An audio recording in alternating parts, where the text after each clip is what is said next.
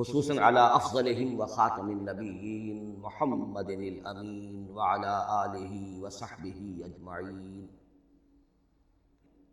اما بعد فقد قال اللہ تبارک وتعالی کما ورد فی سورۃ الزخرف: اعوذ باللہ من الشیطان الرجیم بسم اللہ الرحمن الرحیم. حامیم والکتاب المبین انا جعلناہ قرآنا عربیا لعلکم تعقلون وانہ فی ام الکتاب لدینا لعلی حکیم. وقال تبارک وتعالی کما ورد فی سورۃ الواقعہ: فلا اقسم بمواقع النجوم وانہ لقسم لو تعلمون عظیم انہ لقرآن کریم فی کتاب مکنون لا یمسہ الا المطہرون تنزیل من رب العالمین. وقال عز وجل كما ورد في آخر سورة الفجر: بل هو قرآن مجيد في لوح محفوظ. صدق الله العظيم. رب اشرح لي صدري ويسر لي أمري واحلل عقدة من لساني يفقهوا قولي.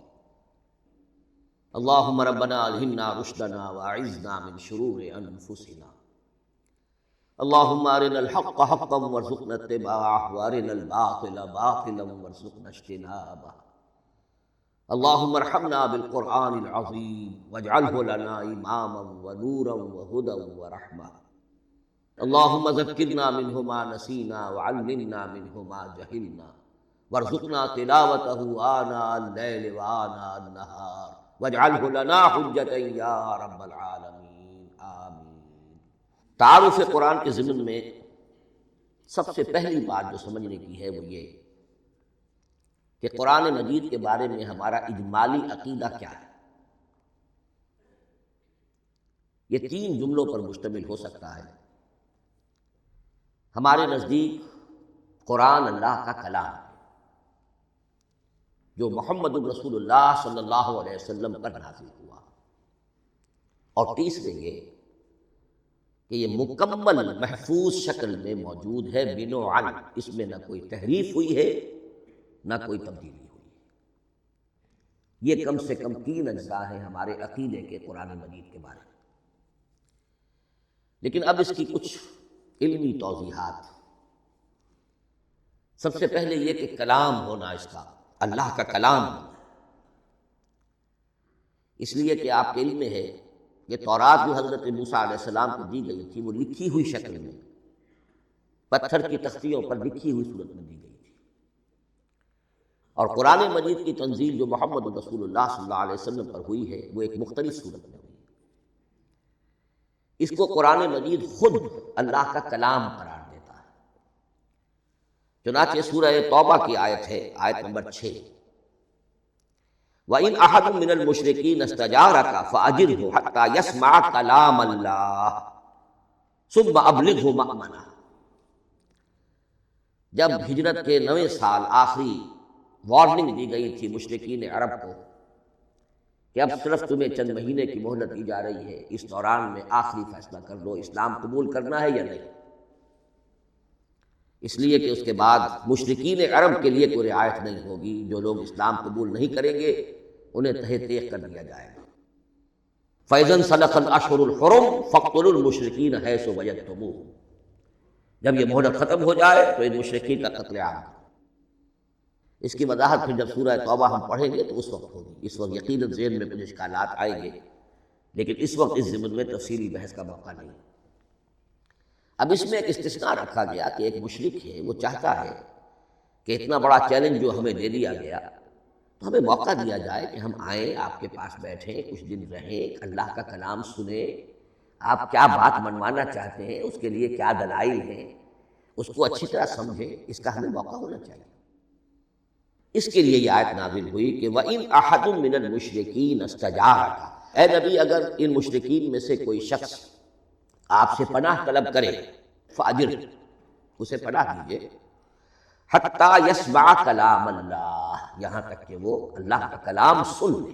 ثم ابلغہ مامنا، پھر یہ بھی نہیں کہ اسی وقت اسے کہا جائے کہ تم مانتے ہو یا نہیں مانتے، نہیں، پھر اسے اس کے امن کے مقام پر پہنچا دو.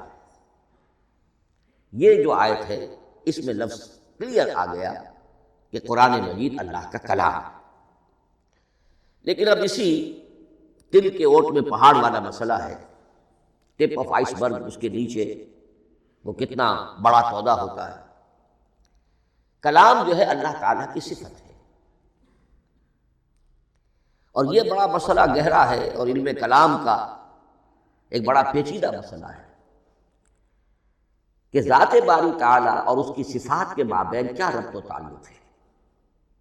آیا صفات ذات کا جز ہیں، جزو لا ینفک ہے، حصہ ہے، یا کچھ زائد بر ذات ہے، جس کو علامہ اقبال نے ایک جگہ کہا ہے صفات ذات حق، حق سے جدا یا عین ذات. یہ ہمارے علم کلام کا ایک بڑا پیچیدہ مسئلہ ہے، لیکن یہ کہ اس میں متکلمین کا جو تقریباً اجماعی فیصلہ ہے وہ دو لفظوں میں آتا، لا عین ولا غیر. اللہ کی صفات نہ تو اس کی ذات کا عین ہے نہ اس کی ذات سے غیر ہے. بہت پیچیدہ شکل ہے، اور یہ بھی اس وقت کا میرا موضوع نہیں ہے، میں صرف کسی اور موضوع کے لیے صرف حوالے دے رہا ہوں. بہرحال قرآن مجید کا جو تعلق ہے ذات باری تعالیٰ کے ساتھ، وہ اس مسئلے سے بخوبی واضح ہو جاتا ہے کہ چونکہ یہ اللہ تعالیٰ کی صفت ہے، اور صفت کو ہم یہ نہیں کہہ سکتے کہ وہ ذات باری تعالیٰ سے جدا ہے، یہ بھی نہیں کہہ سکتے کہ اس کی ذات کا جزو لا ینفک ہے.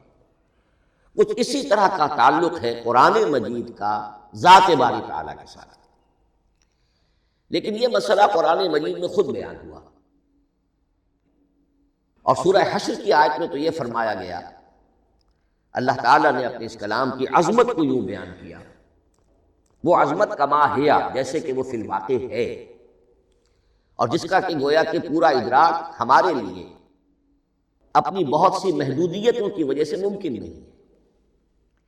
لیکن ایک تمثیل کے پیرائے میں سمجھایا، لو انزلنا ھذا القرآن علی جبل لرأیتہ خاشعا متصدعا من خشیۃ اللہ وتلک الامثال نضربها للناس لعلهم یتفکرون. اگر ہم نے اس قرآن کو کسی پہاڑ پر اتار دیا ہوتا تو تم دیکھتے کہ وہ دب جاتا اور پھٹ جاتا اللہ کے خوف سے. اور یہ مثالیں ہیں جو ہم لوگوں کے لیے بیان کرتے ہیں تاکہ وہ غور کریں، تدبر کریں، سمجھیں. ما لا یدرک کلہ لا یدرک کلہ، اگرچہ بتمام و کمال عظمت قرآن کا فہم ان کے لیے ممکن نہیں ہے، کسی درجے میں تو کچھ انعکاس اس کا ہو جائے، کچھ انداز